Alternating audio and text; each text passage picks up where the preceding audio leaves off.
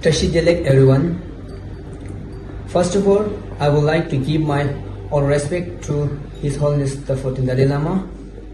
And today, I feel glad to get this opportunity to speak on the 4 principal commitments.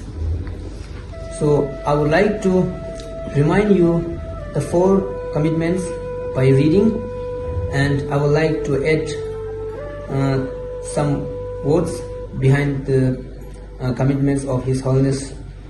So the first commitment is promotion of universal human values based on the oneness of humanity. So as a follower of His Holiness and as a human being, we also have a responsibility to promote human values, because we all are seeking happiness, and human value is the key of happiness, I think. And the second commitment is promotion of religious harmony. His Holiness always advised us to promote religious harmony, and different religions has different philosophy, and love and compassion, wisdom, all are same for all religion. The way of happy life is same for all religion.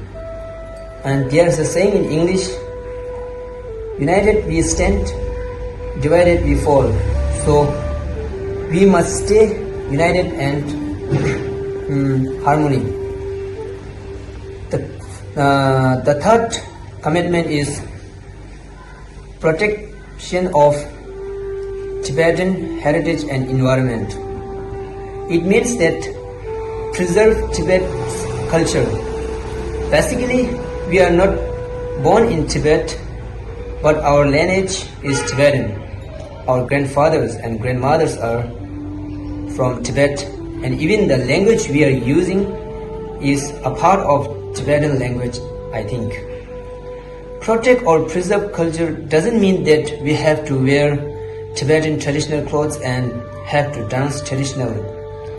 We have opportunity to preserve the main one, the language, the Tibetan language. By reading, learning, debating and describing the values of peace and non-violence, right attitude and right actions. The fourth one is revival of ancient Indian knowledge. His Holiness wants to revise the Indians' ancient psychology and philosophies and modern education like beyond religion ethics in India. His Holiness wants to make the world peaceful by revising those knowledge. Lastly, I may the world become peace, and His Holiness the 14th Dalai Lama long live. Thank you.